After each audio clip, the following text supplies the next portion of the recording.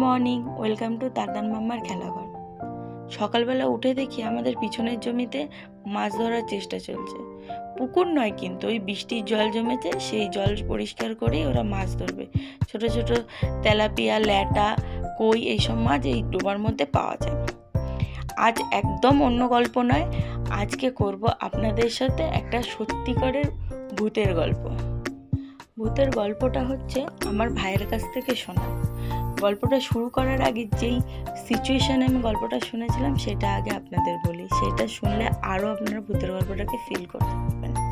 যারা এই সোনারপুরের দিকে বা রুবির দিকে থাকেন তারা কিন্তু ওই জলপথের রাস্তাটা চিনবেন, যার দুদিকে দেখবেন বড় বড় গাছ রয়েছে আর মিডিলে বড় চওড়া রাস্তা। বাড়িঘর খুব একটা নেই, বড় বড় গাছ হওয়াতে বেশ অন্ধকার অন্ধকার ভাব রয়েছে।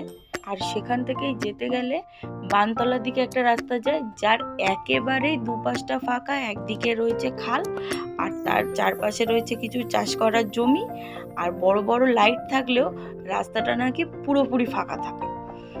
গল্পটা হচ্ছে দুর্গাপুজোর অষ্টমীর গল্প। আমি, আমার ভাই, আমার হাজব্যান্ড আর আমার বেবি তিনজনে মিলে ঠাকুর দেখতে বেরিয়েছি। অ্যাজ ইউজুয়াল ভিড়ের ঠাকুর দেখবো না, তো বাইরে গাড়ি নিয়ে ঘুরবো, এরকম একটা প্ল্যান করে আমরা বেরিয়েছি। আমরা ওই ফাঁকা রাস্তায় ঢুকেছি। এবার বিভিন্ন ধরনের ভূতের গল্প করতে করতে হঠাৎ আমার ভাই বলছে, আমি একটা ভালো এক্সপিরিয়েন্স তোদের সাথে শেয়ার করবো এই রাস্তারই। চলো ঠিক আছে, শোনা যাক সেই এক্সপিরিয়েন্স।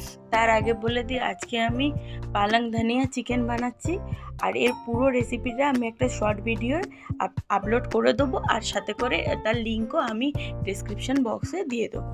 চলুন এবার গল্পে ফেরা যাক। এক্স্যাক্ট নাম আর লোকেশন কোনোটা আমি বলছি না, একটা ইমেজিন করে নিয়ে গল্পটা শুরু করছি। গল্পটা হচ্ছে, ধরুন ছেলেটার নাম রাহুল। সে বাবা মায়ের একটাই ছেলে, বাবা মার প্রচুর পয়সা। সে মাঝে মধ্যেই না এদিক সেদিক বন্ধুদের সাথে পার্টি করে বেড়ায়। তো সেই রকমই একদিন একজন ইনভাইট করেছিল ওকে পার্টিতে, যে এখানে একটু অ্যারেঞ্জমেন্ট করা হয়েছে, সব রকম ড্রিঙ্কসের ব্যবস্থা রয়েছে, বন্ধুবান্ধবরা সব আসছে, যত সার্কেলের বন্ধু রয়েছে সবাই আসছে, তুই কি আসবি? ও যথারীতি বলে, হ্যাঁ আমিও যাব, কেন যাব না। তো রীতিমতো ওকে লোকেশন পাঠায়, সেও টাইম মতো রাহুলও ওই পার্টিতে পৌঁছে যায়। এবার বন্ধু বান্ধবের সাথে দেখা হয়, কথা হয়, খাওয়া দাওয়া হয়। এই করতে করতে না ও টাইমের কথা খেয়ালই নেই। হঠাৎ করে ওর মোবাইলে ফোন আসে, দেখছে যে প্রায় 1:45 বেজে গেছে। বাড়ি থেকে ফোন করছে যে তাড়াতাড়ি বাড়ি আয়। এবার যেহেতু অনেকটা দেরি হয়ে গেছে, ও তাই জন্য যে মেন রাস্তা দিয়ে যাওয়ার কথা সেই মেন রাস্তা থেকে না গিয়ে ও আরেকটা শর্টকাট রয়েছে, সেই শর্টকাট থেকে বাড়ি পৌঁছানোর চেষ্টা করে। তো ওর বন্ধুদের বলে যে আমি ভাই এখান দিয়ে চলে যাব, কিন্তু ওর বন্ধুরা ওকে বারবার বলে যে ফাঁকা রাস্তা, তো ওই রাস্তায় এত রাতে তুই যাস না, 2 মিনিট দেরি হবে তো তুই মেন রাস্তা দিয়েই যা, কোনো অসুবিধা নেই, আমরা দরকার পড়লে আন্টি আঙ্কেলের সাথে কথা বলে নেব। কিন্তু ও নাছোড়বান্দা, বলছে ওই রাস্তায় গেলে কি অসুবিধা, আমি তো দিনের বেলা অনেকবার ওই রাস্তা থেকে এসেছি, কোনো ভয় নেই, আমি যাব। এবার শরীর গরম, রক্ত গরম, ঠিক আছে, ও ওর মতো বাইক নিয়ে একাই বেরিয়ে গেছে। ঠিক আছে, বেশ কিছুটা রাস্তা এসছে, 15-20 মিনিট এসছে, প্রায় বাড়ির হাফ রাস্তা কমপ্লিট হয়ে গেছে ওর আসা। এইবার ও যেহেতু একটু ড্রিঙ্ক করেও ছিল, এবার যেইখানে রাস্তাটার কথা আমি বলছি সেখানে খুব বেশি যে পাওয়ারফুল আলো আছে তা নয়, আশেপাশে যদি একটা দুটো বাড়িও থাকে, রাত্রির 1-1:30 নাগাদ মোটামুটি সবাই ঘুমিয়েও পড়েছে, চারপাশ পুরো অন্ধকার, সেটাও ছিল এরকম শীতের সময়।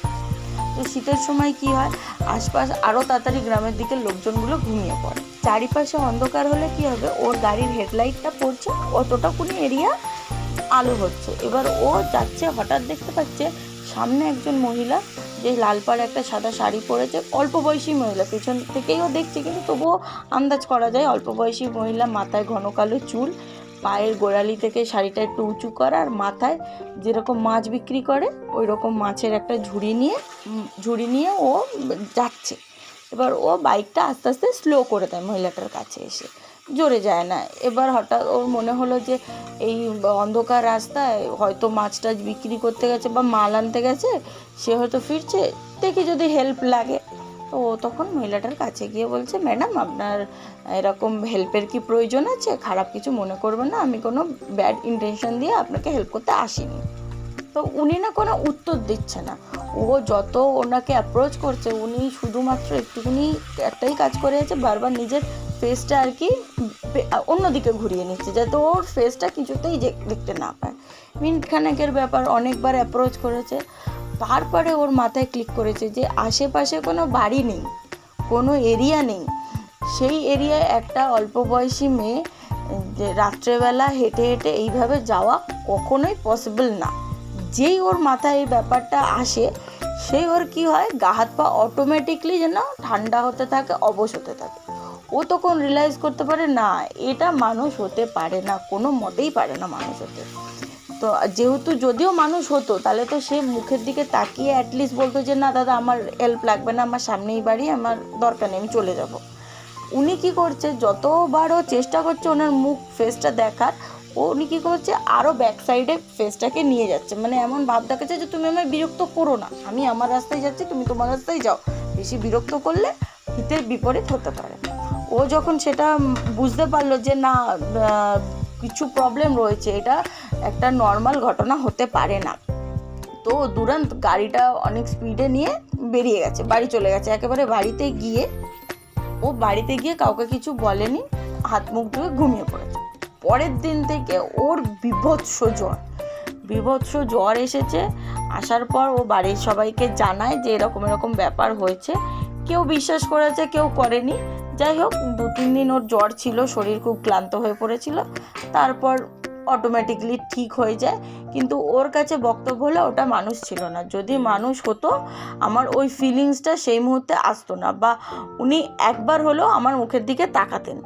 যাই হোক, এটাই ছিল এক্সপিরিয়েন্স। আর সেই জিনিসটা শুনছিলামও আমরা, ওই সেম রাস্তা দিয়ে যাচ্ছিলাম, ওই রাস্তার সাথে কানেক্ট করে যেখানে ঘটনাটা হয়েছিল। এক্স্যাক্ট আমি লোকেশন বলছি না, অনেকেই যাতায়াত করেন ওই রাস্তা দিয়ে। তো গল্প আর রান্না দুটোই শেষ হয়ে গেছে।